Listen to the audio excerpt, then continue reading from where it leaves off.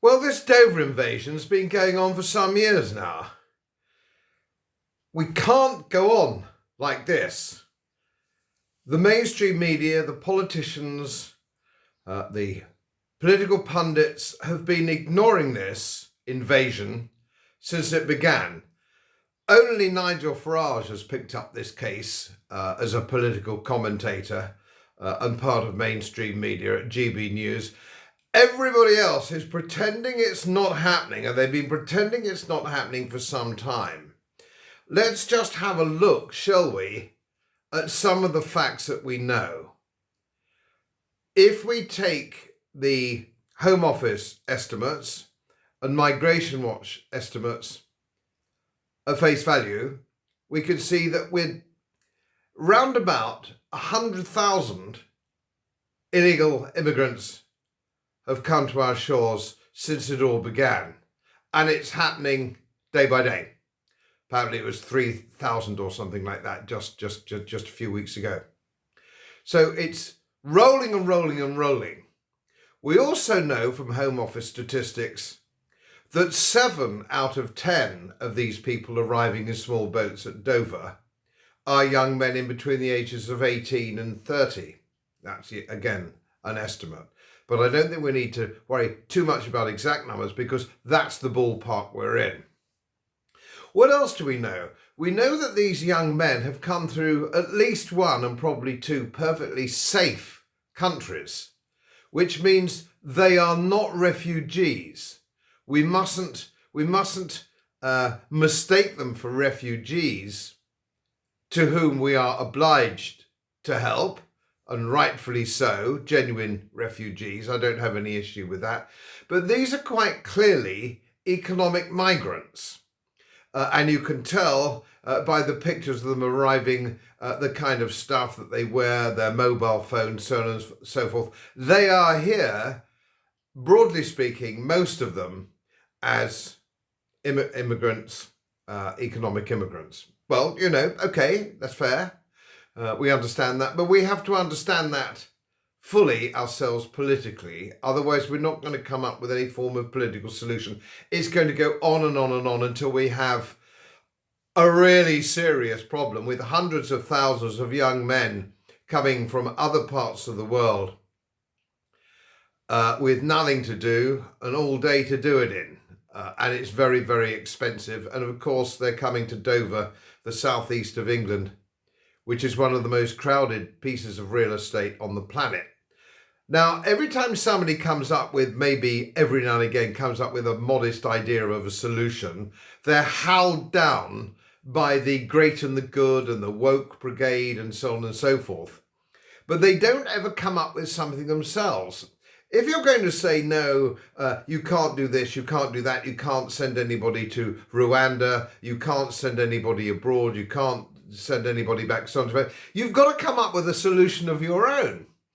You can't go on and on saying, no, you can't do that, you can't do that, but not come up with any ideas of your own. Now, I would suggest that there are a number of problems that we have. And with young men, and it's the same incidentally with the indigenous population, with welfarism. If you don't give young men work or activity or something to do, they will go to the devil in their own way. So that needs to be addressed. So putting them, you might think it's compassionate, putting them in a hotel, giving them 3 meals a day and healthcare and all the rest of it and pocket money is the worst possible thing you can do to a young man. It demotivates him, it degrades him, and it lowers his self-esteem. Now, we know there's a shortage of unskilled labour in the country just at the moment. So these people that arrive in Dover could quite easily be found work. There is work for them. That would be step number 1. Step number 2 is to have a very serious sorting programme so we can find out who they are, where they came from, what the security implications are, so on and so forth. All of these things we need. We can't willy-nilly just go on filling up 3, 4 and even 5-star hotels all over the country. All it does is motivates them to come more. They'll get on their mobile phones and tell their mates in France that, wow, you want to come to Britain, it's epic. We stay in posh hotels, we get 3 meals a day, and the doctor comes to see us. This has to stop. This is lunacy, the kind of lunacy that was last seen at the fall of the Roman Empire when they did two things. They couldn't protect their borders and they degraded their currency. Any of this ringing a bell with you? So this Rwanda idea, although I don't know about it, I'm not advocating it particularly, but it seemed to me that if you could get a poor country with space, where you could actually process people and look after people in a very much better way, in a much, much cheaper way, and see who is eligible to come to the United Kingdom and who is not, and how we can perhaps repatriate. And if we can't repatriate, we can resettle.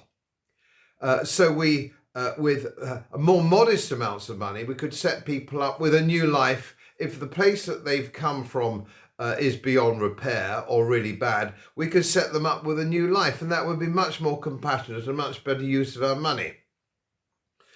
And I think, like many of you, I get very annoyed when I hear people like the Archbishop of Canterbury already bouncing around, although what's it got to do with him, I really don't know, saying that we can't do this and we can't do that, we can't do the other. A man who lives in a palace with a holiday home, I gather, in France, who runs an organisation, the Anglican Church, which has half-empty vicarages all over the country, and deaneries. York, for example, has something like 14 empty rooms. So instead of being so negative, Archbishop, perhaps you say the Anglican Church is going to throw this open. And if you're a vicar, in your local community and you've got spare bedrooms, open up your spare bedrooms to these people. I rather suspect that you wouldn't be quite so keen, of course, if you had to bring them into your own community. It's all very well for somebody else. Put them in a hotel.